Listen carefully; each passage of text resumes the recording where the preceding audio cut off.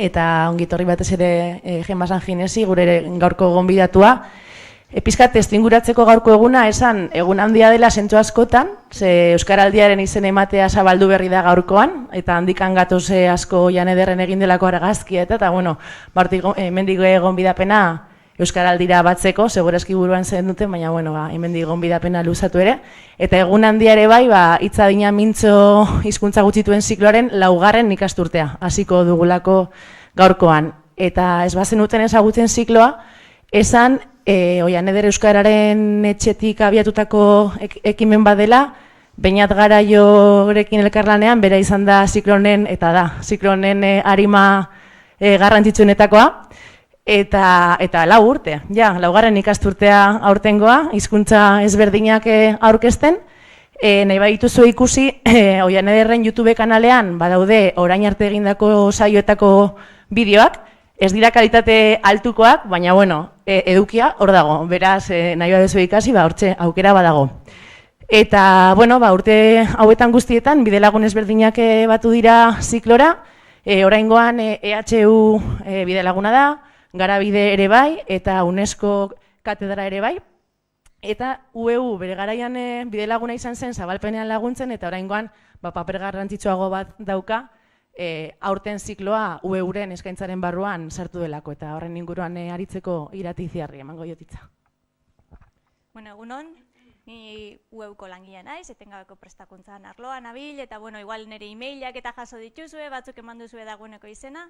Eta bueno, esatea, hori da, ziklo baten, 4. edizio honi beste entitate bat eman nahi izan diogu, Oian Ederretik proposamen hori jaso zen UEUn, oso interesgarria iruditzen zitzaigun, da bueno, hitzaldi ziklo bati, bai ikastaro bihurtzean, izen emate bat jartzen diozunean, eta horrela ere entitate berezia ematen da.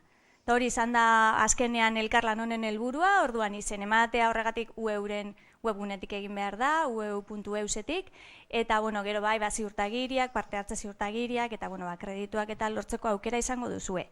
Juste oraintxe kampuseko euskara arduradunarekin hitz egiten egon gara, eta bueno, kredituak lortzeko EHUren barruan ikastetxe bakoitzen eskaera egin beharko zenuketen. Bai, interesa daukanak, ze hori EHU bere prozedura dauka, eta horretan hori horrela egitea eskatu digute. Eta bueno, bai saiatuko gara, hori UEUtik, honi ere zabalkundea egiten, zuek ere hau egiten duzuena, obizi moduan egiten duzuena oso garrantzitsua da. Eta bueno, animatu, gaurko hitzaldia benetan polita izango da, euskaldun guztiontzat interesgarria, eta gasteiztarrontzat ere gehiago. Eta bueno, baina paso emango digu, ez? Bai, azteko? Bai, entzuten da ondo? Bai? Beno. Ia. Bueno, lehenengo aldiz, mi esker guztioi, mi esker Beñat, zuei, hona etortzagatik, eskatzen dizuet, azken finean eskatzen dizuet pazientzia, euskararekin, badakit gutxi gora bera aldu dala, baina eduki batzuk kostatuko zaizkit, eta horrexegatik, zerbait ez bada ulertzen, mesedez esateko, gero azalduko dut gehiago, zaiatuko naiz hobeto aurkitzea hitzak, ez baditut aurkitzen. Beno, zeri buruz hitz egin nahi genuen gaur, nik uste dut tituluan ikusten dela, gutxi gora bera, ez? Gutxi gora bera ikusten da hor, tituluan aurreitxia handi bat dagoela, ez da? Gasteizen ez dela euskara egiten. Ez dakit aurreitxia edo egia zientifikoa den, baina ez badugu frogatzen ez dakigu. Eta ez badugu frogatzen esan nahi du automatikoki aurreitxi badala. Bai, hori izango zen mamila, kontu honetan mamila. Orduan, egon nahi sortik ikasten eta bilatzen, nondik etortzen dira aurreitziak, ez? Eta agian ezagutzen badugu gure barnea, gure izaera, gure sustraiak, agian urartzen dugu pixka bat gure pentsatzeko modua, eta gure jokatzeko modua. Gero eta gehiago, gero eta evidentzia zientifiko gehiago dago azaltzeko zer gertatzen zaigun zergatik jokatzen dugun. Psikologia aldetik, evoluzioa gero eta gehiago kontotan atzen da. Kontatu nahi nizuen, orain dela urte batzuk egin zen ikerketa bat, honekin oinarritua, ez da? Aurreitxiei buruz. Aurreitxiak evoluzioan badokat zerbait, ez da? Badokate sustraia, ez? Entatuko du hori oso gauza evoluzionatua da, ez? Agian pentsatzen dugu bakarrik gizakio daukagula aurreitxiak, kapazitatea daukagu pentsatzeko, gauzak modu batian edo bestian. Baina, gero eta ebidentzia gehiago dagoela, ezetz.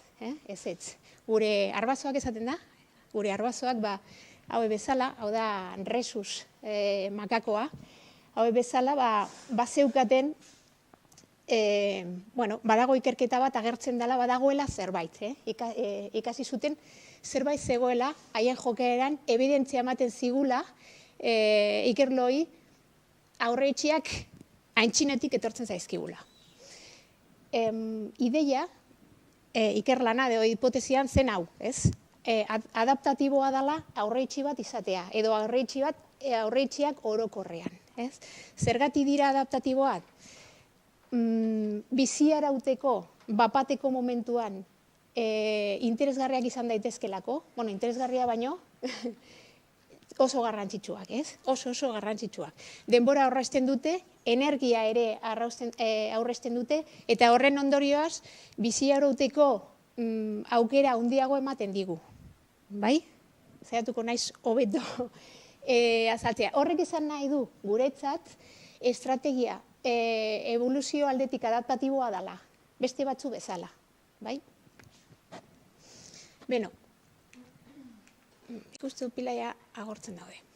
Esan dakoa, orain dela urte batzu, ikerlari talde bat joazen irla batera, resus makakoak bizi zirela, talde desberdina bizi zirela, eta ikerketa bat egin zuten.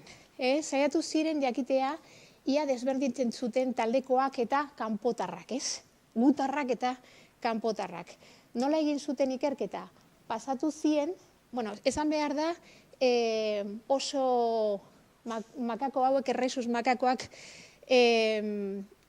nola zaten da, oso sozialak dira, soziedadian bizi dira, eta hala ere, heldutasuna edo heldua bihurtzen denean aldatzen dira, joaten dira beste talde batera, independentzia bilatzen dute. Orduan, horrek izan nahi du, taldeak irekia direla. Bertakoa joaten dira, heldua bihurtzen dira, baina baita ere, taldekoa jasotzen dute beste helduak, heldu berriak, bai?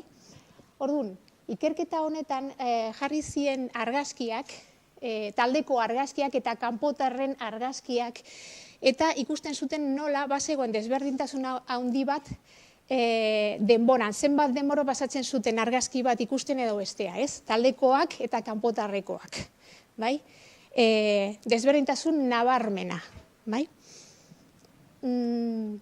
Esan behar da, konturatu zirela, naiz eta kanpotik etorritako taldekoak izan,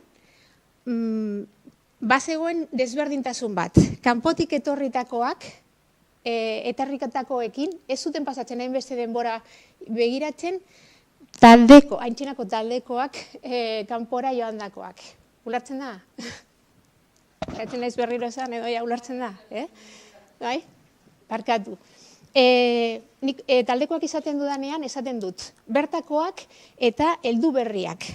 Orduan, bazegoen desberdintasun bat denboran, zenbat denbora pasatzen zuten, taldekoak ikusten eta kanpokoak. Sistematikoki, kanpokoak, naiz eta bera taldean jaioak, kanpokoak sistematikoki denbora gehiago pasatzen zuten begiratzen.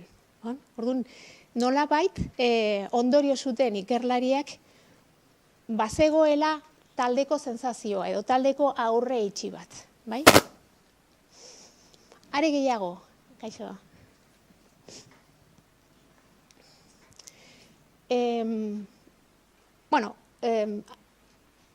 Asmatu zuen test bat, adaptatua, gizakioekin egiten den test bat, saiatu zuten baita ere, adaptatzea irudiekin. Orduan, urrengo ikerketa batean egin zutena izan zen, parekatzea, demagun, hori dira taldekoak, goiko argazkiak, eta behekoa dira kanpokoak, ez? Demagun, jartzen zutena, ikerketa berri honetan egin zutena zen, jartzea, elkartzea, taldeko argazki bat, eta gauza on bat, adibidez, fruta, ez? Eta baita ere, elkartzen zuten kanpotarren argazki bat eta gauza arriskutsua txarra kakotzen artean, ez? Adibidez, armiarma bat, bai?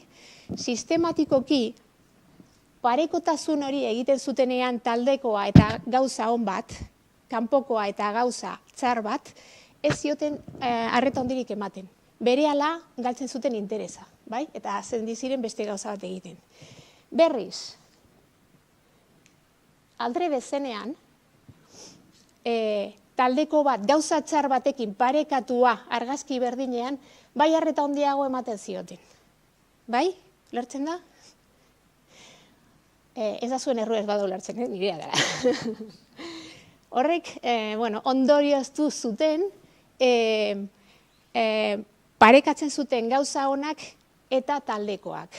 Beraz, hor dago aurreitxia, ez? Taldekoa, ona. Kanpotarra, kakotzen artean, arriskutsua.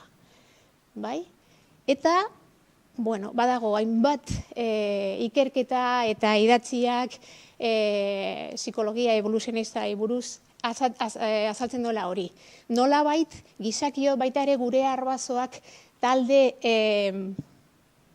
oinarria handia daukagula. Eta ez da orain dela 2000 urtekoa. Nolabait babesa sentitzen dugu. Zergatik izango da hori? Pentsatzen badugu pixka bat nola bizi ginen orain dela pare bat urte, orain dela hori. Kobazuretan bizi ginenean, pasatu direla 4 segundo. Pia. Gertatzen zena da, taldekoa esan nahi zuen hori. Janaria lortzeko edo izateko aukera handiago, babesa ere, eta arrisku gutxi, ez da? Janaria, edaria, aterpea da beharrak, benetazko beharrak, gaur egun esaten dugu, behar dut, tintatu hilea, behar dut, ez. Jakin behar dugu, benetazko beharrak hause dira eta besterik ez. Eta orokorrean, bazegoen sentsazioa eta baita ere evidentzia handik etortzen ziren gaixotasunak askotan, eta baita ere hainbat baliabideen lapurketa edo behintzat konpartitu behar zirela eta orduan gutxiago zegoela, eta baita ere, azken finean arriskua zegoela. Eta hori oso estrategio potentea da evoluzioan. Bizi izan dugu horrekin, orain dela milaka eta milaka urte. Beraz, hori zergatik azaltzen dut hori, azken finean esateko oso sustraitua eta argazkian ikusten zen modutan, oso sustraitua daukagu aurreitxiak. Baina, hor barruan daukaguna da automatismo bat, bai? Hor barruan daukaguna da prozedura. Aurreitxiak izateko prozedura. Zergatik, denbora aurresten gaituelako. Biziarauteko importantia delako. Bai. Hoi da, eman nahi nizuen ideia. Orduan, hori bai, inkonsientea da. Joera dago horretarako. Ez dela, hain inkonsientea da, edukia. Prozedura bai, baina edukia, titulan agertzen dana. Hori ez da inkonsientea. Ordu, desberdindu behar dugu bi gauza horien artean. Horrela ziurazki, asko sobeto ulertuko dugu gure jokaera. Eta baita ere askotan motxila hori errudun sentitzea edozen gauzatik adibide zergatik egin dio terderaz. Euskaldun baldin bada, eta gero jaten naiz etxera. Joera badago, prozeduran. Bai? Prozeduran. Orduan, interesatzen zaigunari. Prozedurarekin ezin dugu ezer egin. Bai? Ezin dugu ezer egin, baina jakitea oso importantia da gauzak aldatzeko. Edukian bai badugu, margen bat, ez da? Orduan, jakin behar dugu aurreitxi orokorra, aurreitxien edukia askotan, euskaldunontzat, hiztun gutxituentzat, muga badala, ez? Zakit gertatu zaizuen, baina zaiatzen zaretenean berehala ikusten duzuen muga. Askotan interazioa hasi baino lehen. Muga hori gure burmuinan dago. Esaldi baten forman, ez da? Hau ez da euskalduna, gaztezen ez da euskaraz egiten, eta abar. Orduan, muga lupan jarri behar dugu.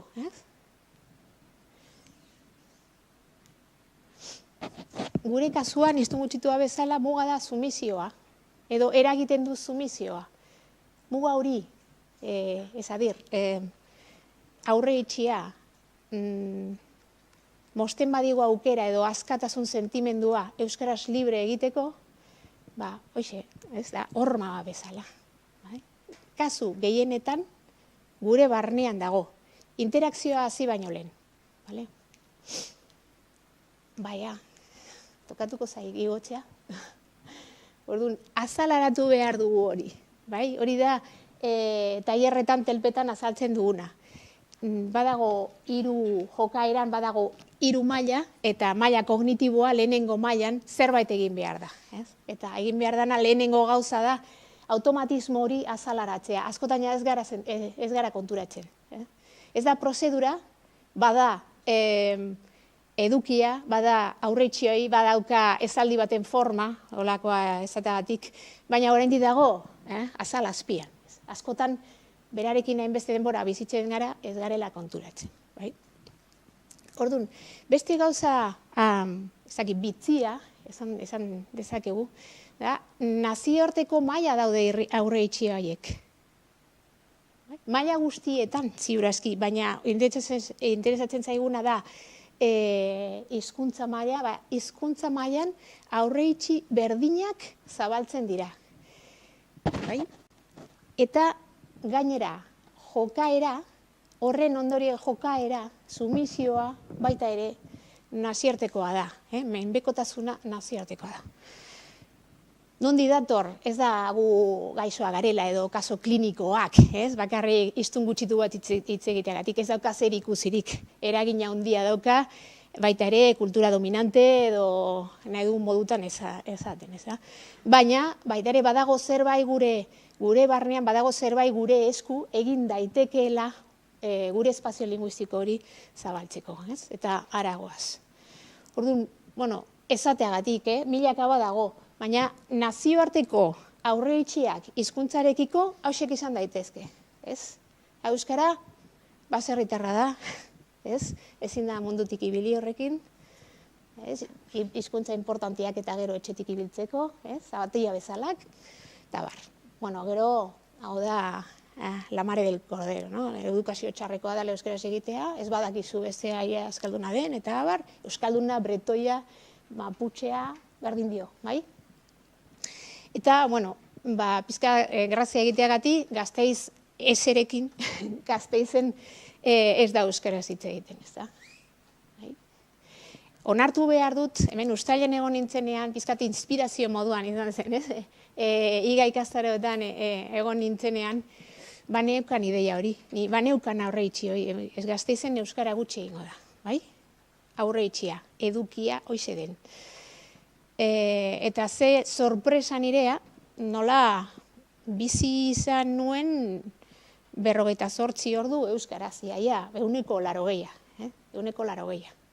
Eta nik uste dut hori oso maila altua da kontutan izaten hortik, haizean dagoen aurreitxi hori, ez da? Zerotik 180 aldaketa handia. Hemen beste ideia bat gustatuko litzaidak ez hartzea. Tituloan agertzen dana, euskaraz ez da, Gasteizen parkatu, ez da euskaraz egiten, edo bai egiten dela, beste horreitxi bat izango zala, ez edo bai. Zer dago hemen barruan? Ze mekanismoa, dikotomizazioa, ez da? Bai egiten da, ala ez da egiten. Orduan, gauzak modu dikotomiko batian pentsatzen badugu, oso zaila dazkago aldatzeko. Bai? Oso zaila. Ze bere ala, zaiatuko naiz, ez du lortu, pasatzen naiz, 100-tik 0-ra, 2 segundutan. Bai? Eta ja, ez du berriro saiatuko, zertarako. Orduan, bai kontutan izan behar dugu, aurreitxi barruan badago trampa bat, egon daiteken trampa bat, ez? Edo, ni ez naiz eskalduna, edo bai da eskalduna, bai ala ez dikotomizazioa, ez? Hori betare beste trampa bat da, eta oso ondo etorriko litzaiguke iztun gutitua bezala hori alatzea. Orduan, Gasteiz euskalduna da, ala ez da euskalduna, ez dakit, baina hori nola baita eta hori da berri ona gure esku dago. bai? Gure esku dago. Orduan, hori da muga, Gasteizen hori da muga, klak. Aurre itxi hori, hemen ez da. Ze gertatzen zaigun, maila zeitu du naiz, maila kognitiboan, hoi dira jokaeraren 3 maila, kognitiboa, fisiologikoa eta motorra, komunikazioezkoa, ahozkoa eta ez ahozkoa. Ze gertatzen da? Nun daude kokatuta aurre itxiak? 3 puntu horietatik, zein aukeratuko genuke kokatzeko aurre itxiak? Animo. Alde kognitiboan, esan dugu lehenago. Beno, bai, oize, maila hortan daude, alde kognitiboan. Triangulo hor ikusten duzen bezala, hor dago 3 fletxa, ez? Elkartzen dira. Eragiten dira, bai? Alde kognitiboa eragina handia dauka gure alde fisiologikoan eta baita ere egiten dugunean, ez? Esaten dugunean, eta nola esaten dugunean ere, bai? Orduan, hain importantia, horregatik dira hain importantia aurre itxiak. Baita ere lasaitasuna mantentzea, Ze fizikoki edo fisiologikoki kontrolatzen badugu nolabait gure lasaitasuna, ez? Tresna baldin badugu horretarako, baita ere kapaza izango gara mantsoago detektatzeko aurre itxi horiek, trampa horiek, bai? Muga horiek. Alde kognitiboan badago 2 espazio edo 2 maila ere. Barneko maila, oro, bueno, pentsatzen duguna, pentsamendu kolonialista barnean dakagula danak, ez? Baita ere badaukagu gure barruan danak matxista txiki bat, dakagu kristiana txiki bat, gure kulturan dago, ez? Naiz eta gero ateo izan eta gero feminista izan, baina badaukagu barnean, detektatu behar dugu jokaera aldatzeko. Hizkuntzarekin gauza bera da. Menperatzaile txiki bat daukagu gure gainean. Gauza terriblea da, menperatzen dugu gure burua, ez? Iztuno bezala, beste aldeetan bezala. Orduan, alde kognitiboan badago maila sakon hori, ez? Maila sakon hori landu behar dala, ikasi behar dugu, irakurri behar dugu, pentsamendu kolonialista hori desmontatzeko. Eta gero badago beste maila, azaleko maila bat, eta hori da oro har zer egin momentu batean. Ze instrukzio eman gure buruari gauzak egiteko, bai?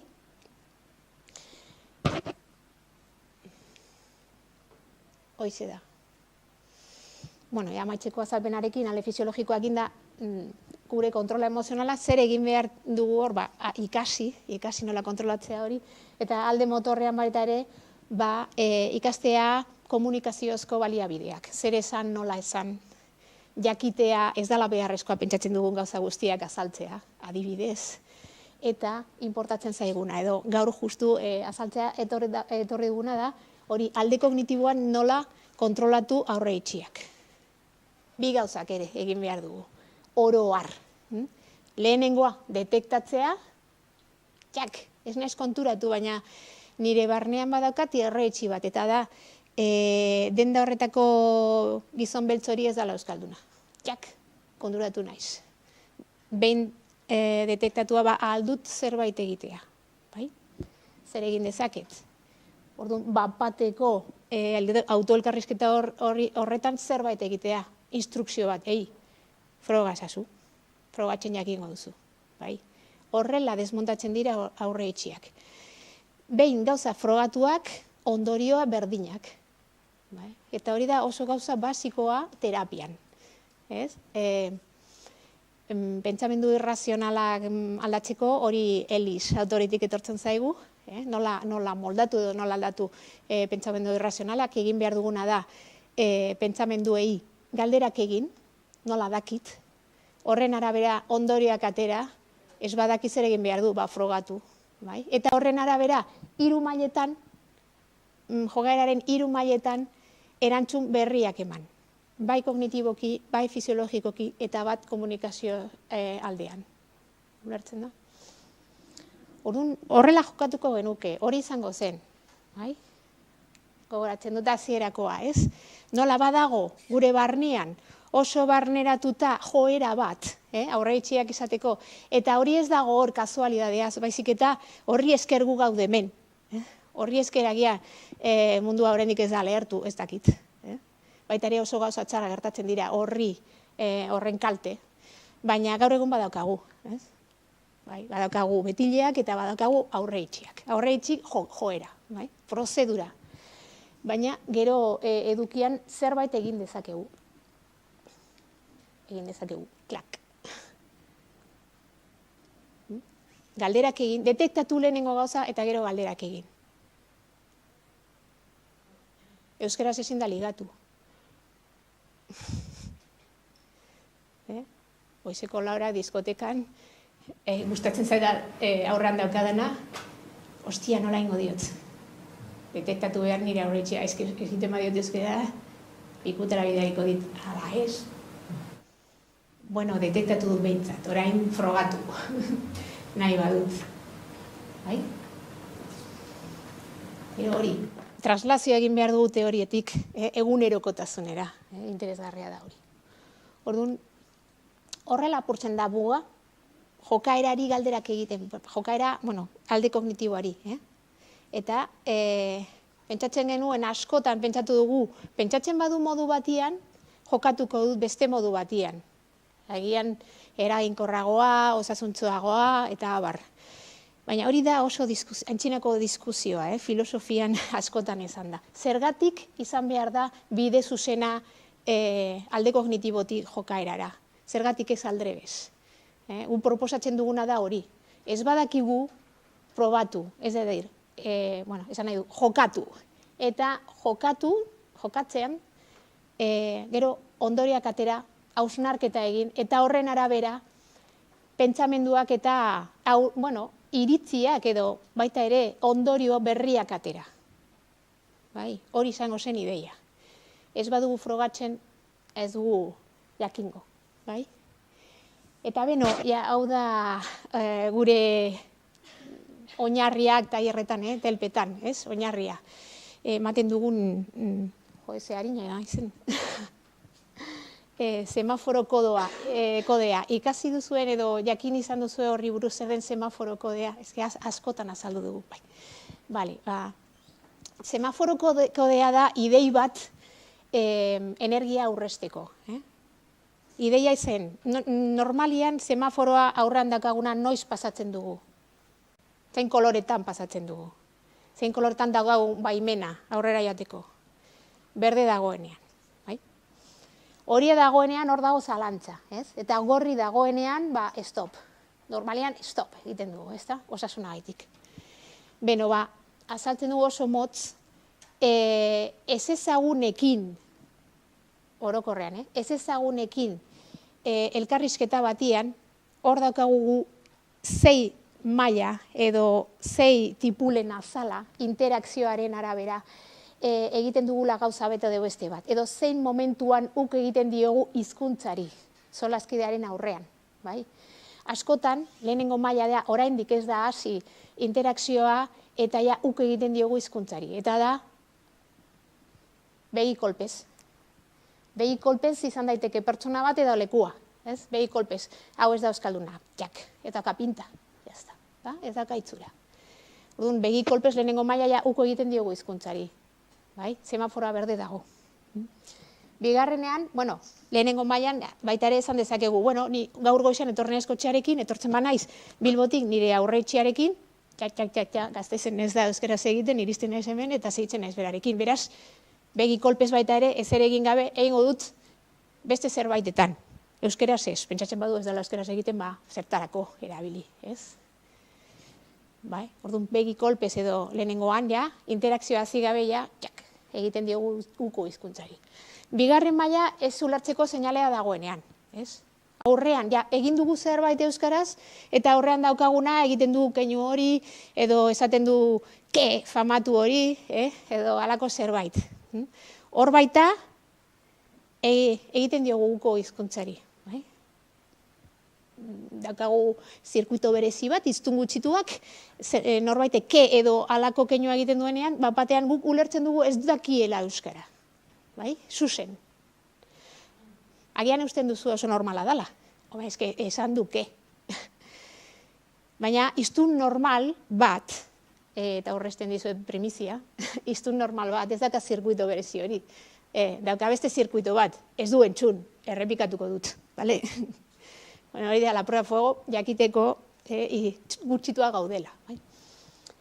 Hirugarrenean, pentsatzen dugunean, ez dala hemengoa, edo euskalki desberdina dauka, edo zailtasunarekin hitz egiten du, edo dena delakoan.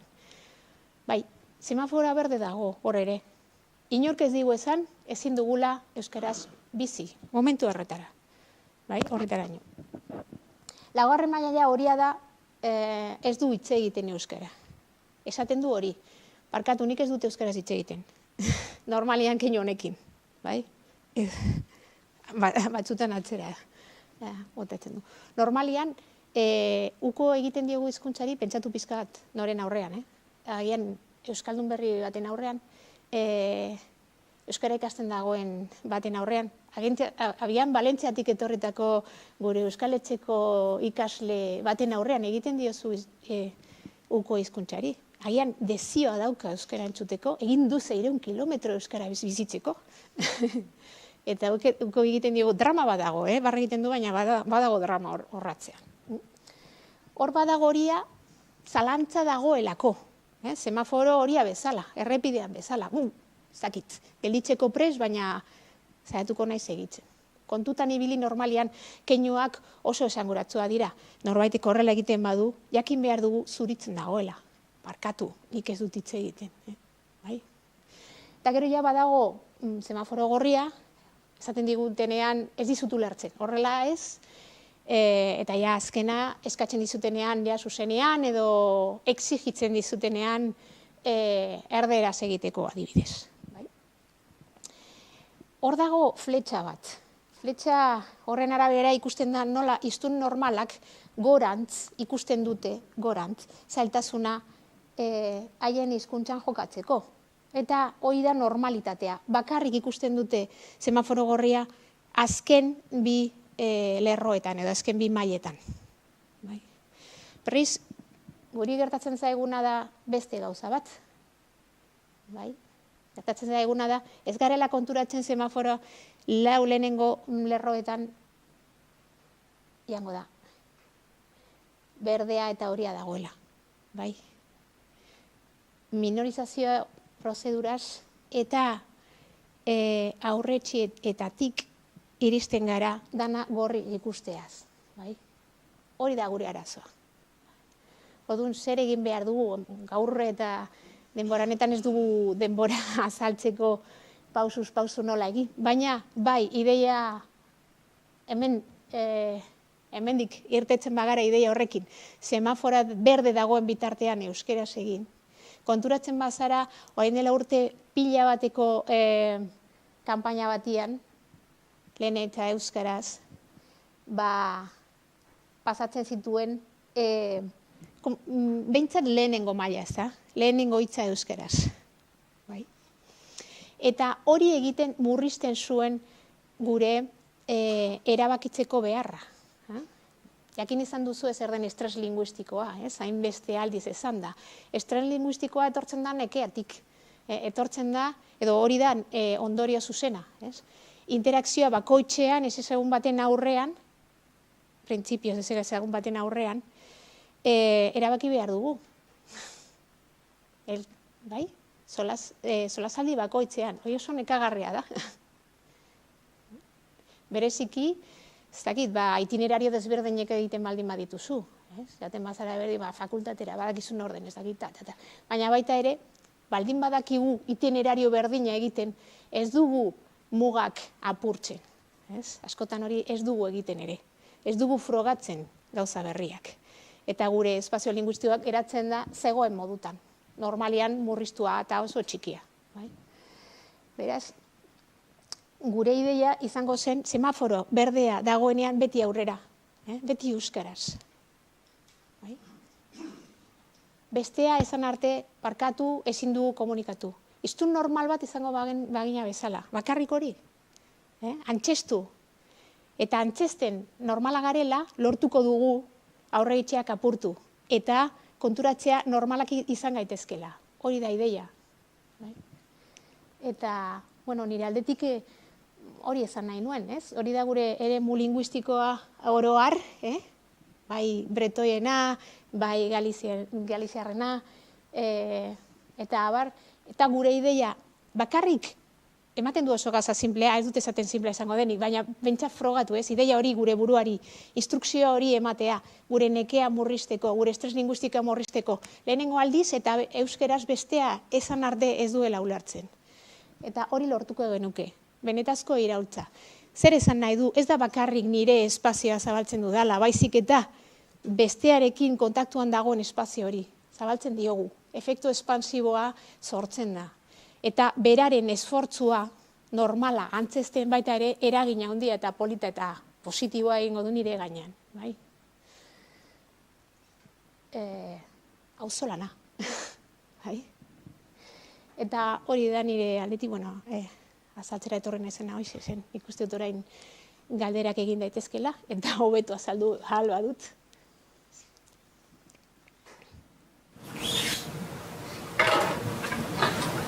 Reflexión, egiteko 2 minutu da.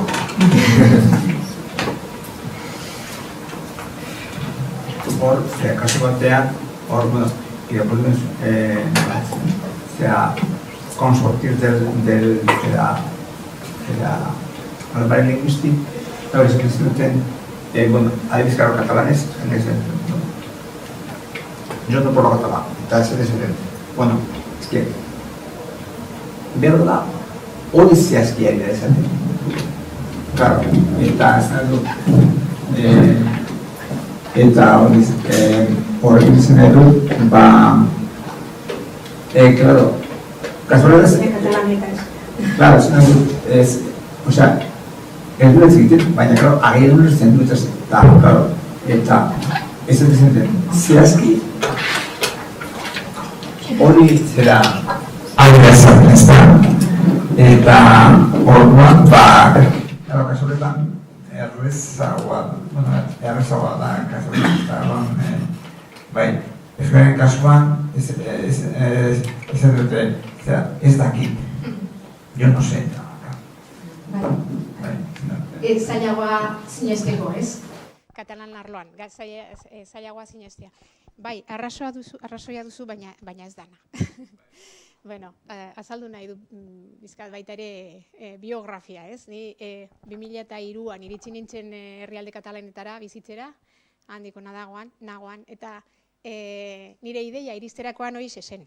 Baita ere, ni baneukan nire bizipenak euskararekin, nire hitz egiteko nahia, beharra ez, hori da, arazoa, nahia, gogoa, eta euskaldun nuen lagunak ez ematea hizkuntza, ez? Naiz eta eskatu, esaten zutelako, jo, es que nos van a decir que somos boronas. Horrela esaten zidaten, Mungiako lagunak. Es que van a decir que somos boronas. No te voy a hablar en euskera ni pa Dios. Ba, jo, es que eskatzen dizut, es que gustatu, ez dauka beste pertson bat, niri euskera egiteko, mesede, ba, ez. Ara iritsi nintzenean, konturatu nintzen, ni lehenengo hitzan, eta, bueno, beti katalanez hitz egiten nuen, beti. Aurreko urtean, erabaki nuenean joango nintzela, ikasi nuen irakurri, hasi nintzen irakurtzen katalana, eta hasi nintzen hitz egiten, ez? Pertsona batekin katalanez. Ara iristerakoan, ja beti katalanez. Suposatzen dut, hasieran desastre bat nintzela, inork ez zidan esaten, baina suposatzen du baietz, egiten nuen ahal nuela, eta pizkanaka gaitasuna lortzen noski. Eta nire ideia zen, ostia, ze pena, hemengo jendea, daukan hizkuntza, daukan gaitasunarekin. Zen ni bakarrik katalanez egiteagatik beraiek katalanez erantzuten zuten. Naiz eta beti erderaz hitz egitea jende guztiarekin. Naiz eta beti gaztelaniaz erabiltzea. Pentsatzen nuen, joder, hemengo gaitasunarekin aldatuko bazen jarrera, hizkuntzarekiko jarrera, izango zen iraultz bat. Jende guztia katalanistun izango litzateke por defecto. Baina jarrera txarra da. Eta pentsatzen nuen, aldrebesko fenomenoa gertatzen da Euskal Herrian. Jarrera ona, que guai, euskara, ze ongi, nola gustatuko litzateke, no, si es que yo no, porque nació la época de Patxi, pero como me hubiera gustado, jarrera hori. baina gero gaitasun gutxi. Oso desberdina dela, ez? Oso desberdina dela gaztelaniarekin konparatuta edo frantsesarekin konparatuta. Bale, hizkuntza romanikoak. Baina ezke hori ez da egia ere. Konturatu gara nola bretoia daukate aurreitzi eta arazoa berdinak, maputzea daukate berdinak, aragoikoak, fenomeno berezia da, ikasi nuen uztailan, baina hala ere sakonean baita ere gauza bera gertatzen zaie. Ez da gaitasunaren kontu bat, ez dauka zer ikusi. Zegero, azalatek pizka bat, horrela, arraskatzen duzunean pizka bat, esaten dutena, jarrera ona dutenak, azken finean mantentzen baduzu, eta ez badute gogoak, no me jodas, a mi tengo buen rollo con el euskera, pero no me molestes. Azkenean pizka bat forzatzen duzunean hori gertatzen da. Eta daukagu evidentziak, ez du nahi pesimista jarri nahi, baina, karo, triatloian gertatu zena Donostian, 2018an, aurreko egunean gertatu zena udaltzaingo batekin Bilbon. Hori nola da, ez? Hori gauza horiek gerta daitezke. Sorte oso gutxi direla, baina errealidadean no te entiendo tarrak aldugula sinestu gehiago hemen Katalunia herrialdetan baino, bai, baina eta ez da benetazko gauza bat, ez da nahia bat, nik uste dut dela ez dakitela, frogatu ez dutelako zen badakite, edo zen badakigun. Aukera emanten ez diegulako. Horregatik baita ere frogatu behar dugu beraiei mesedea egiteko. Hostia, ulertu dudana. Aukera hori, bizipen berri hori izateko, eman behar diegu aukera.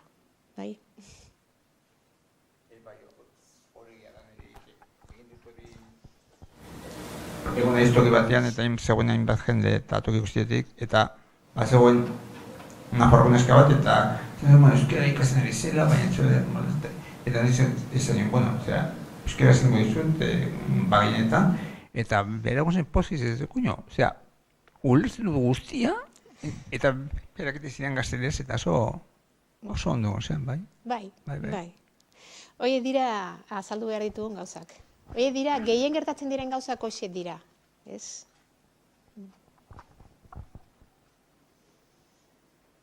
Euskaraldiarekin biziko duzue hori egunero. Bueno, eskerrik asko, Gema, intzaldeatik. Zuri. Ikusi dizut aurpegi, azkeniari. Bai, bueno. Hasieran kostatzen zait asko. Ez, bueno, nebri ere bai, Pero ni buru gogorra naiz, da zerbait entzuten badut hor gelditzen naiz, batzutan da galdetzen dut aria. Ez, nik daukat, ulertze dizut, jarraitzen dut zure zera, baina, horrelako terminotan asaltzea hau, niri pixka bat kosta egiten zait, klaro, dimensio soziala desagertu da. Aurre iritziek nik ulertzen dut, gongo dela hor zerbait, ez dakit genetikoa den, edo ez dakit zer den, baina uste dut, hori relatibizatzeko gogoa sartzen zain niri, baina hortan nahi sartuko, ez? Esango dut, por ejemplo, esan dozun momenturen batean, nondi dator pentsamendu kolonialista, ez? Edo, hori, rendimensio soziala, esango dut, konfrontatzen nahi zara norbanakoaren kondizioa edo genetika, fenomeno batekin niretzat dana oinarrian soziala, baina horren eztabaida egin dezakegu luze eta zabal eta naiz hortan sartuko. Eta ziurazki ados gaude. Bai, hori da. Baina pixka bat arraro egiten zait aurreritzietan, porque esaten dugunean esate baterako esan duzu nazioartekoak direla, ezta? Claro, eske nazio estatuen ez dakit nola esan, genozidio linguistikoa ere nazioartekoa izan da, ezta? Orduan, pixka bat hor, naiz geldituko, baina uste dut aipatu inbar dela, niretzat behintzat oso desorosoa egiten zaitelako, ze bestela gauza batzu genetikan gelditzen dira, eta gero norbanakoak egin ditzaken gauzetan, eta, claro, por ejemplo, estres linguistikoarena oso graziosa iruditu zaitzeten, niretzat estres linguistikoa da, egunerokoan gazteleraz hitz egin behar dudanean, denbora guztia, aukerarik ez izatea, orduan batzutan, nozioien atzean edo ze ikuspegi dago, ezta? Ematen du estres linguistikoa dela aldatu beharra, baina niretzat ez aldatzea da agian, nire aurreritze asko aldatu ditu dalako edo, ezta? Beste aukera batzuk ikusten du dalako, niretzat hori da gaur nire bizitzan estresare egiten didana gehien, inguruan ezin aldatzea gazteleratik euskerara edo bilerak direla, alaren lagunan gurasoa direla, kanpoko bizita bat dela, hori pixka bat, hor, uste dut, leku labana dela, eta bestalde oso interesantia, hori nahi notzun komentau, eta pixka bat ados nahuela, jokaerakin eta frogatzea dela oso importantea. Baina, klaro, hori, nik uste dut batzutan, esperientzia, ze esperientzia dauzkagun eta guk demostratzen dugu asko, zenbat, zelan hitz egiteak, zelan aukerak, por ejemplo, hau bizi Belarri Prest, nik oindela 15 bat urte, Luis Mari Larringan entzun nion, ze gutxi ustiatu dugun gure euskal gizartean, nik erderaz, edo gazteleraz o frantsesez, eta zuk euskeraz. Niri iruditu jatan hori, momentu hortan, zelan askotan egon garen nazio bat hizkuntza bat ez dakiz zer, hizkuntza bakarraren idea horrekin, niri ondagoela guztut 15 bat urte izango da. Iruditu jatan, esan nagoen, zelan Luis Marik esan zagoen aintzat hartu nagoen, baina iruditzen jatan ezinezkoa. Ordutik, eskerrak hori entzun nagoela, frogatu dut askotan, ez da, askotan. Nik gazteleraz da zu golako irribarre batekin, zu, eskeraz, ez nik ez dut hitz egiten, pixka bat esaten zuena berak, no parlo, ez dakit, ze diferentzia dagoen, ez dut hitz egiten, ez dakit, ikasten ari naiz, erantzunaen arabera guk diferente jokatzen dugu, baina hor, esploratuz gero, nik asko zabaldu da nire, eta hain, nire hau superpozik, hau izita Belarri Prest, justo 2 hilabete hauetan oso gaizkiro hori zait kanpaina, baina zetik asko kostatu zaigu, eta hor demostratzen da, gizartearen elkarrera ginean bitarte zenbat aldatzen dan, nik ez dakit genetikan zenbat dagoen, baina, desde logo, interesa handia daukagula batzuk, eta ez beste batzuk, hori aldatzen, pixka bat hori ziren komentarioak. Eskertzen dizuta epamena, ze horrela emango dit aukera hobeto azaltzeko. Nik uste dut, geratu bada idei hori, gauzak desberdina direla edo bat bezaren gainean geratu behar dela, enduen esan nahi hori. Esan nahi dudala, dago, aurre itxietan edo orokorrean gure jokaeran izan behar dugula ez bakarrik, behin da berriz azaldu eta ikertu dana, alde soziala, psikologia gehien batian ikasi da alde sozialetatik, edo sozialatik parkatu beto esan da. Baita ere, oinarria dode baita ere, inkontzientean, Freud, hori dizen niretzako literatura, beste gauza baino gehiago. Baina, klaro, gero eta gehiago daukagu evidentzia eta badago baita ere tresna teknologikoa jakiteko hor badagoela joera bat. Nik ez duk esaten, eta gainera, joera hori ez da azalera etortzen, ez badago inguru soziala sortzen duela, edo pizten duela, hola bete esateko. Zan nahi dudala, dira gauza berdinaren komponente desberdinak. Baina, ona etortzea gonbidatu izan nintzenean, pentsatu nuen nagian, elikagarria edo interesgarria izan liteke, baita ere jakitea alde genetikoa edo evoluziozko estrategia adaptatibo bat dagoela hor atzean, hor barruan, baita ere gure burua hobeto azaltzeko. Eta hori bai esan dudala, hori da prozedura, aintzinako prozedura, baina gero gure eragiteko espazioa edo aldea da justu alde soziala, baina ez bakarri, soziala, politikoa, psikologikoa, baliabideen erakuntzarena, hori da. Hor dago gure, ni beti nago pentsatzen zer egin gauzak aldatzeko onak ez badirela guretzak, edo gure ezasunaren txat. Hor dago gure eragina, hor dago gure mugitzeko epea. Eta gainera, askatasuna handiago izango dugu, jakiten badugu zer dago batare atzean. Imaginazazu, itxasontzi garela, eta aldugu belak altzatu, harinago joatea, agian garbitu ondo baita ere beheko aldea, finoago joateko, kaskoa, ez dakit nola esaten da, dena delakoan hori, oso marinela honak izateko, baina izan behar dugu baita ere kontutan aldagai batzuk, adibidez, gizakio bezala lo egin behar dugula ordu batzuk. Eta oinarrizko gauza bat da, hori kontutan izaten badugu, beste gauza guztiekin, behelak, tal, gauza fizikoak, gauza psikologikoak, gauza atmosferakoak eta abar, asko hobeto, esan nahi du, aldagai guztiak izango dugu ekuazioan gauzako hobeto ulertzeko eta gero aldatzeko, hori da ideia. Baina ez nuke jarriko bat bestearen gainean. Bakarrik zen, agian orain arte azaldu ez den gauza bat. Bai, hori zen bakarrik. Zuen, galderak biti dira, galderak eta aipamena beti dira zuen Ekagarriak laguntzen dutelako. Ozak, azaltzen, hobeto azaltzen, behar bada.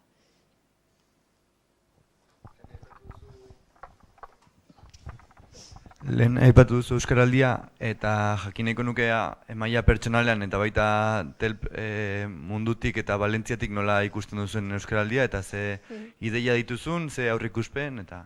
Jo, bueno, ez diegu kontatu enbidiaz izateko. Bai, talde txikietan kontatu dugu eta kristona iruditzen zaie. Ni pertsonaki jagian ez naiz adibide ona, baita ere hemengoa sentitzen naiz, hemen parte hartzen du nolabait eta ikusten dudalako zein den eragina eta zein den baita ere bidea, ez da. Baina han eremu txikietan azaltzen dugunean ikusten dute oso ideia polita dela, kriston eragina izan daitekeela. Ez bakarrik Valentzian, badakizue helen sarean oso informatua gaudela eta bai bretoia, bai tirolarrak, bai korniz hizkuntzakoak danak badakite zer den Euskaraldia eta hortzak horrela daukate. Bai, hasieran niri pizka bat beldurra ematen zidan betetzea, hau izango da, iraultza gelituko dela abenduaren 3an, hainbeste esfortzua, hainbeste hor gelditzeko eta gero, Peio Jauregiri esker baita ere, jakin izan nuen hori jarraipena izango duela, eta hori da ideia oraindik hobeago, ez? Nola gero, hausnarketa ona egiten bada, eta feedback ona jasotzen badugu hiztunok, hori hurrengo urterako izango da oraindik borobileagoa. Baita ere, kontutan izango beharko genuke, nire ustez, hori epe bat izan behar duela, epe luzera muga bat ere, esateko, bestela izango dugu, segiko naiz txapa jarri gabe, edo belarri prest izaten hurrengo urterako beste aukera badagoela, eta hurrengorako, eta horrek ere jendea laksetuko du gehiegi, horri ikusten dut arrisku bat. Baina nik uste dut hori lehenengo urtea pasata gero, hausnartzen bada ondo, eta ikusten badira zeintzu dira alde honak eta ezain honak, nik uste dut, lehenengo froga pilotoa, ez da? Ikusiko dugu gero, eta ziur aski zabalduko da beste kulturetan ziur, eta beste hizkuntzetan ziur nago. Bai, kopiatuko dutela ziur. Bai.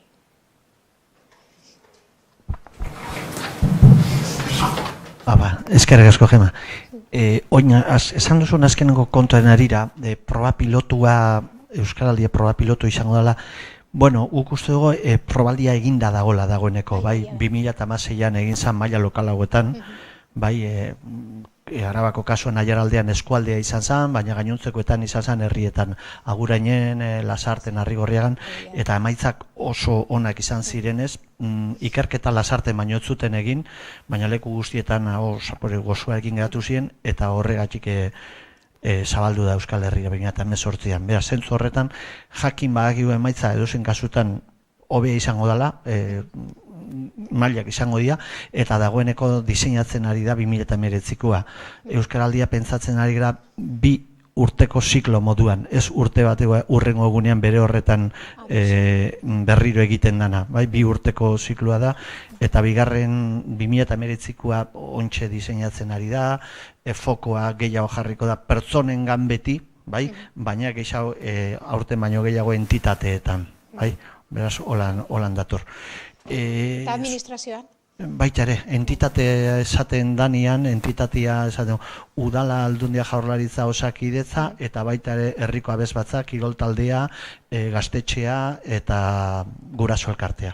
Hori guztia dira entitateak, eta hori guztiengan jarriko da fokoa 2019an. Baina esaten duan moduan, ontsuari taldetxo bat hori definitzen, eta zabalkunde itzelain beharko da, eta pedagogia ondiz, kontatu, eta baina, bueno, hortik doa 2019koa, bai? Bai, hori esan da gero kontu bat, ibilizate aldarte fisiologikoa eta soziala eta nik uste dut azalpenean osatu duzuela bai ikuspegia, bai. Kontua da semaforoarenak azaltzen du, bai, azalpen bat ematen du, nire ustez egokia, ez ezagunekiko harremana, bai. Euskaraldiak planteatzen duen elementuetako bat da, hau bizi belarri prest. Eta esaten ari gara egun hauetan, gehiagik lusatuko naiz, laburtuko dut. Jokaldia, gehien bat, izango dala, gertukoen artean, eta biko harremanetan batez ere, bai, Peio Jauri gaipatu duzu eta berak saltzen dau. Biko harremanetan batez ere, eta gertukoen artean jokatuko dala partida. Hau da, ez dala izango hainbeste, bai, ez ezagunekin izango dugun harremana, ze puntuala izaten da eta efimeroa, taktik, bai? Baina zure bikotekidearekin, zure kuadrillakoekin, zure lankidekin, zure zenidekin, gertukoenekin duzun harremanean jarri behar dugula fokoa, bai? Eta sarri gertatzen zaigu, badakigula hoien gaitasuna, horren gaitasunaren berri badugu, eta ez da gaitasun altua, batzutan gurea bezalakoa da. Eta badakagu haien jarreren berri ere bai. Euskaraldiak egingo digun eta hori autoidentifikatzeana eta denei kontatzea. Txapa daramagu, pegatina daramagu, euskaldunan naiz, eta gainera, euskaraz bizi nahi dut, bai? Nola azaltzen da? Ikuspegi psikologikotik eta sozialetik eta nola azalduko zenukezuk, euskaldunen artean gazteleraz egiteko joera. Inertzia, ohitura, zer da lehenago, non jarri behar da fokua, ze hori da gure realitatea. Euskaldunen artean, sarri, askotan, erderaz egiten dugula. Euskaltzaleen artean baita ere. Momentua, mesedez, aprobetxatuko dut. Ez que pentsatu denborarik ezen izango, eta entzuten da. Eta, bueno, horri buruz ez dute zer esan, baina aprobetxatuko dut hemen gaudela gauza bat azaltzeko. Egin genuen ariketa hau. Bueno, zu galetu zuz zergatik nondi dator, ez? Nondi dator, bai, ohiturak. Es que nos conocimos en castellano, ohiturak. Indarra handia daukate. Eta baita ere hor badago aurreitxia, beti dana ikasi behar dugu psikologika aldetik hiru puntetatik, ezta? Zer pentsatzen dugu, zer sentitzen dugu eta zer egiten dugu gero. Berriro zerbitzen gaitu egin esan dudan gauza bat. Frogatu eta gero ikusiko dugu zer gertatzen den. Ahal dugu baita ere hurbileko harremanetan baita ere dago aurreitxiak. Bakarri detektatu behar dugu zeintzuk diren.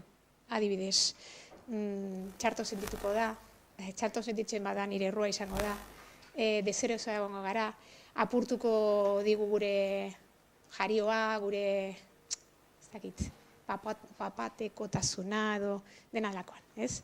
Hoi dira aurreitxiak ez badugu frogatu. Eta hala ere, badago beste aurreitxi sakona, eta da, ezinezkoa izango da. Hori da, definitiboa. Ezinezkoa izango da gure artean gauzak aldatzea. Oso maila txikian, baina egin nuen behin tailer bat sakanan, bikoteekin egin genuen tailer bat ezandako horrela, ez que nos conocimos en castellano. Eta nolabait ikasi genuen nola jokatzen zuten, nun zeuden trampak, eta ohituraren trampa da importantiena. Gertatzen dana da, pila jartzen direnean, adibidez, bada, mesara joan da gero, gertatzen dana, joaten naiz mesara, ona izango naiz, irtetzen naiz kalera, hartzen du pare bat pote, eta berna justu Elizaren ondoan dagoelako, eta gero hasten zaigu, eta zeitzen gara gure joera normala, bai? Hori, txantxak aparte hori gertatzen da, adibidez, hitzaldi bat entzun da gero, edo proposamen sakon bat egin da gero hori jotzen duzu zen errealitatearekin, ezta? Eta gero, gauza larrietan, adibidez goratzen naiz nola bikote batek esaten zuen, haiek elkarrekin lan egiten zuten. Eta orduan gaurtik ez da pasatuko, oraindik aurrera euskeraz. Gero danak euskaldunak eta gainera oso zorrotzatu meekin erderaz egiten zutenean, hori kaso tipikoa, ez? Baina gero gertatzen zen hori nola goratzen naiz bikote hau transporte munduan lan egiten zuten eta bat zen kamiolaria eta bestea sekretaria da, dana egiten duena bestea, ez da? Eta telefonos, zer, mira que pinchao, que no sé qué, antes, que a ver, que me llames a la grúa, que... bueno, ya, akabo ya gure proposamen osoa, ez? Bapateko errealitatean eta joera hori, ohitura, ze gertatzen da, gauzak ez direla aldatzen momentu batean, oso presa daukagu beti gauzak aldatzeko, daukagu pentsapendun magiko hori. Baina hori, kirola egiten duzunean oso argi daukagu, ezin dugula bihar maratoia egitea, eta hau gauza bera da, ezin dugu biharko lortzea hori, forma fisikoa, gauza bera da. Odun, kontutan izan behar dugu, zeintzu dira gure buruari jarretzen diogun trampak, eta pizkanaka entrenatzea, eta oso ona izatea feedback sortzen, ebaluazio modu bat izan behar dugu gure jokaeran beti hobetzeko. Eta egiten dugun ariketa bat hori da, mikroaldaketak direla aldaketa ondea gero, mikroaldaketak aldugu nolabait oinarritu gauza horietan edo pausu horietan, ez? Zein da gure maila beti linea base, beti kontseilua da beti linea base jasotzea, adibidez, nire lankideekin beti egin dut erderaz. Oinarrizko maila oso hori da, ez? Beti erderaz, bakarrik esaten dugu agur, hori dago kasu bat, ez? Alduzue ikusi.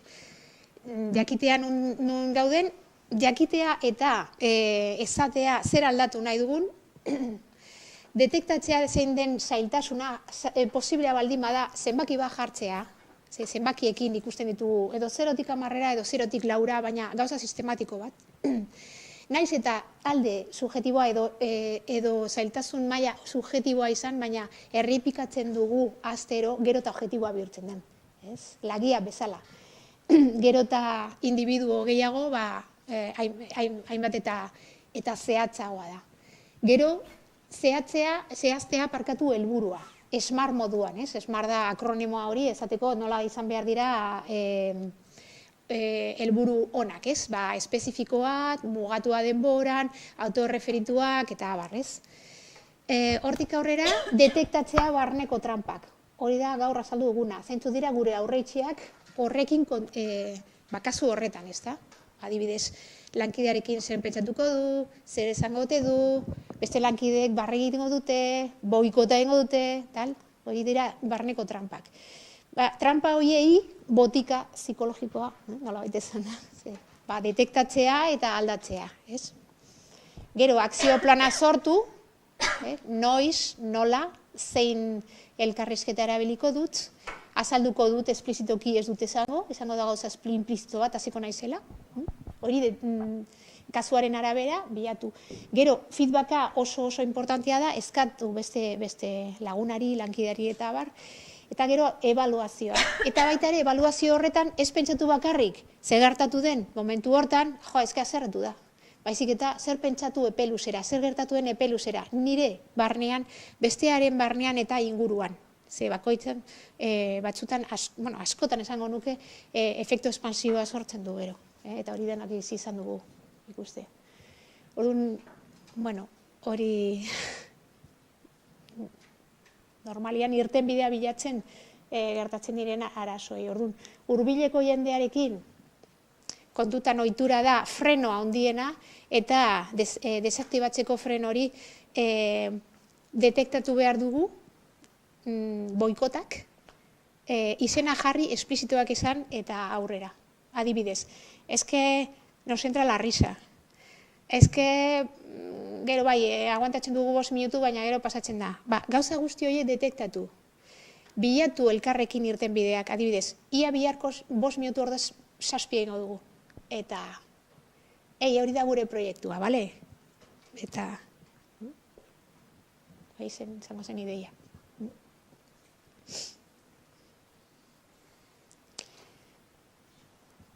Ez ematen dituzu, eta hierra hauek bikotetan, kuadrilletan, lankidekin, Tailer batzuk ematen Bai, tailerrak.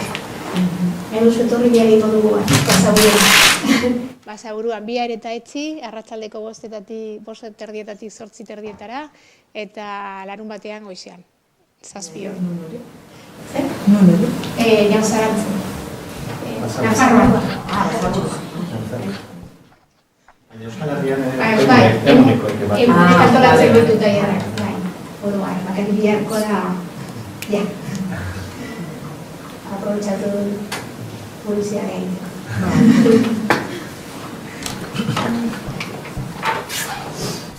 Nik galdera politiko bat daukat, herrialde katalanetara joanda. Jokabide linguistikoen arira, zuk ikusi duzu aldaketaren bat, bai Balearretan eta bai Valentzian gobernu aldaketarekin, eta gero baita Kataluniako printzerrian azken urtetan gertatu direnekin. Horrek maila individualean jokabideetan izan du eraginik? Bai, eta zuzena gainera, esango nuke. Gehien ezagutzen dudana da Valentziako errealitatea, hiriburukoa. Valentzian kriston aldaketa ikusi da Joan Ribó iztearekin. Bai, oso normalizatua. Gero baita ere, hain usteldua esaten da, podrido edo, han usteldua zegoen politika eta influentziak eta hori maila orokorrean, askotan, poterea ulertzen zutena influentzia moduan, beraiek egin dute aldaketa hizkuntza aldetik ontzat pasatzeko lider berriekin, bai maila lokalean, bai generalitatean eta abar. Orduan, Valentzian bai, ingurukoan baita ere, orain, telebista eta irratia daukagun, eragina handia izan dugu. Balearretan, ezautzen du pixka bat, bai joaten naizele lan egitera eta tailerrak egitera eta, baina orokorrean badago, Katalunian gertatutakoa baita ere eragina izan du, betidanik bortitzak izan direnak, azalera irten dira askoz bortitzagoak. Orduan, ikusten da gatazka askoz gehiago, naiz eta jende gutxi izatea eta betikoak izan.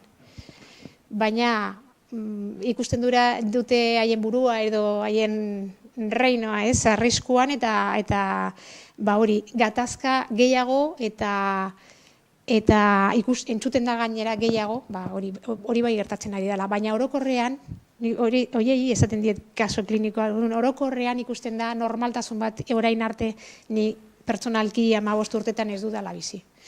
Eta Kataluniak kontrakoa. Katalunian beti izan dela katalana oso normalizatua zegoela, baina nire daukat datu bat oso esanguratsua dela, eta da solaskide erdaldun baten aurrean katalanetako 183, orain dela 10 urte, aldatzen zuen hizkuntza erdarara. Orduan, ez zegoen hain normalizatua. Beti izaten dutena, es que hablan en catalán y no dejan hablar en catalán. Hori zen bulo bat, hori ez da egia, eta orain are gutxiago. Orain, gertatu da, gatazka sortzen denean gauza bera. Ringan sartzen zarenean, hartzen duzu zure jokaera eta zure jarrera muturrera. Eta hori gertatzen ari da. Baina orokorrean ondo bizi gara, hizkuntzaletik, nahiko lasai. Valentzian behintzat bai.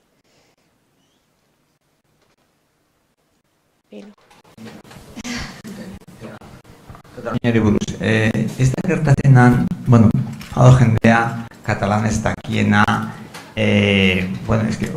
dio zu berezi, baina, katalan ez dakiena, katalanen alde dago, baina, zera, eure nama hizkuntza gaztelania da, eta orduan gaztelania egiten dute lasai, eta gero, zera, katalan nola jatorrizkoek edo, haiekin ere aldatzen dute hizkuntza, osea, gaztelera egiten dute askotan. Orduan hori, hemen ezberdina da zeren hemen, jendeak, hau da, euskaldun garenok edo euskaldun berriak garenok, egiten dugu denetarik, baina ideologikoki, zera, pentsatzen du ikasi duen jende guztiak, bueno, euskaraz egin beharko nuke ez dut egiten, baina hori, hemen hori dukagu oso sartuta, eta zera, Katalunian hori ez da horrenbeste gertatzen edo, ez da itzepina da.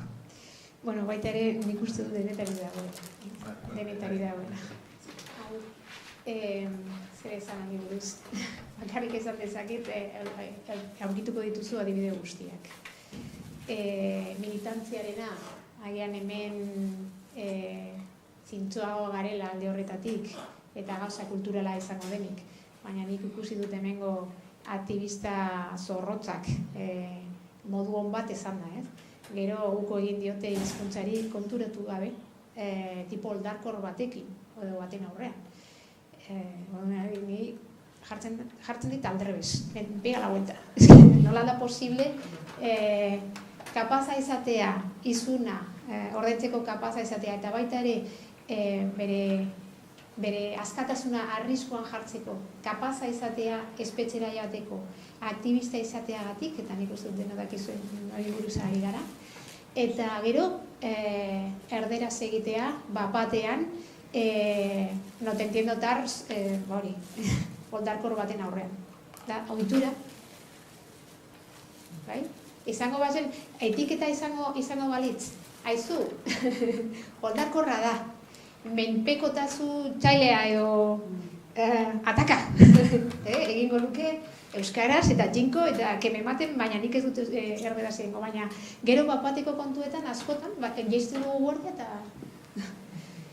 eta han gertatzen da gauza. Bera, agien baita ere estatus maila, estatus sozial moduan erabili dela hizkuntza katalanak, bai? Gero pobreen aurrean ez. Baina, gero hori oso ikusten superatua dagoela.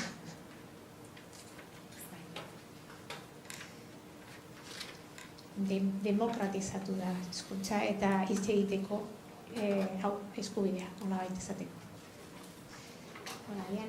Jendean ekatzen ari da, ez? Fantazena. Eskerrik asko, oso itzal interesantea, bestetan bezala. Gelitu nahiz ataskatuta ohitura esan eta berresaten da, eta hor dago ohitura, eta hor dago ataskoa, ez?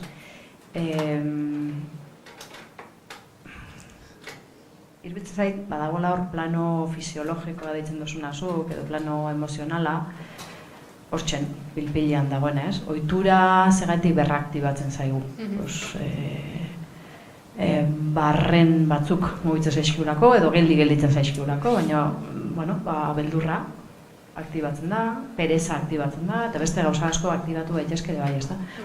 Iruditzen zait, horri begira jartzea, eta ez hain plano konduktual, jokaeraskoari, ohituraskoari beharrezkoa segura. Eta, horrek autolanketa gehiago eskatzen du, edo ez dakit, beste biluste batzuk eskatzen ditu, bakoitzak erabaki behar dituenak egin nahi dituen edo ez dituen egin nahi, eta iruditzen tailerretan ere plano hori ikutzen dela, ez da, baina ez dakit esote dagoen normaila bat, ez dioguna begiratu nahi. Eta jokaeraren, eta hori ez, aldaketa konduktualen tema, eta aldaketa konduktual individual, baina sozializatuak eta sozialak, hor gabiltzala lanean, eta iruditzei bai, egin beharreko lan bat badala, baina badoala hori pertsonon plano pertsonal, autobeaketa, emozional, eta, juju ematen digun plano espiritual bat ere badagoela hor barruan. Plaus botatzen dut, badago hor gogo mailako zerbait, euskal gogo bat, batzu badutena, eta igual hemen gaudeno batzutan badukago eta beste batzutan ez, baina, plano badala, errealitatearen plano bat. Eta nik gero eta gehiago, sentitzen da neuk beharra, begiratu beharra ere bai plano horri. Eta ez gelditza bakarrik, kognitibo, fisiologiko, emozional eta konduktuale. Horratoa. Mila esker, ia, zer zan horri buruz. Lehenengo eta behin, jokaera 3 planoa direla.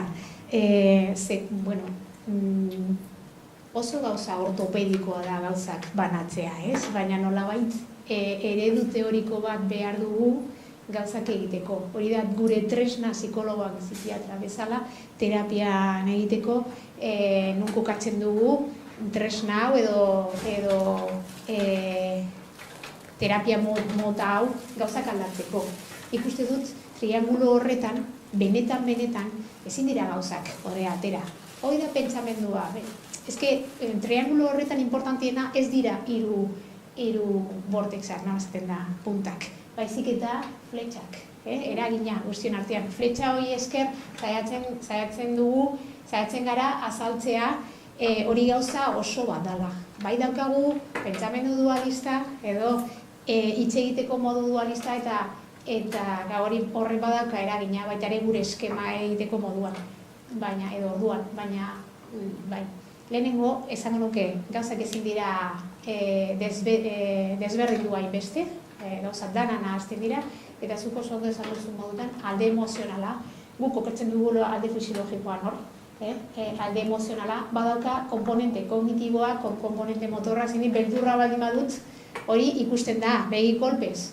Are gehiago ezagutzen baduzu ondo pertsona, orduan alde motorra badauka emozioa, alde kognitiboa da ere. Agian, ezin duzu oso zehazki jartzea esaldi bat, oso gauza zehatza bat emozioari, baina baita ere badago alde kognitibo bat.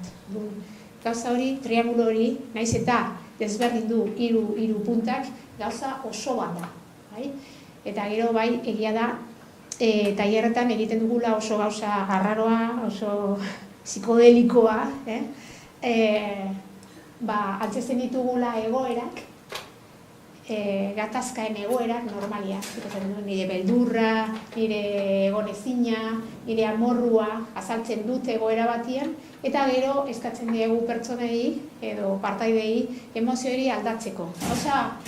Justu oso gauza arraroa bezala, oso zoroa, ez? Hemen sentitzen duzula beldurra, nahi duzu sentitzea simpatia, goxotasuna, maitasuna aurrean daukazuenak.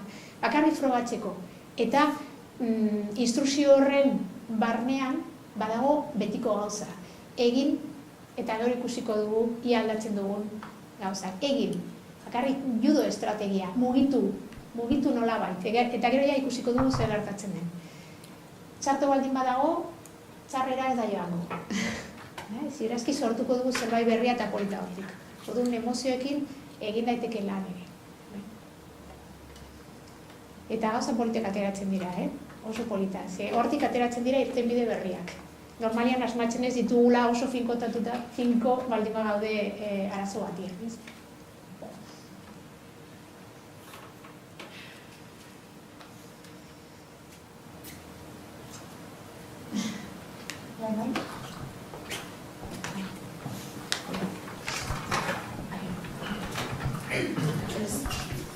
Eskerrak eman Gema Sanginesi, zuei ere, bai, mila esker etorri izanagatik eta txalo handi bat emango diogu, ez, bukatzeko.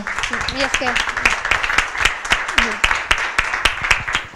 Eta besterik gabe gaineratu, lantza gehiagorekin geratu bazarete, arratsaldean berriz aukera izango duzuela hitzaldiaz gozatzeko, jan ederren izango da, eta lagunen bat geratu bada etortzeko gogoz goizan ezin zuelako, komentatu aukera hor dagoela, eta hortxe baduzuela eskuartean ere bai Itzadina Mintzoren gitaraua, beraz, gonbidatua zaudetela parte hartzera, eta horrela bada, elkar ikusiko dugu jan ederren hemendik aurrera. Eskerrik asko.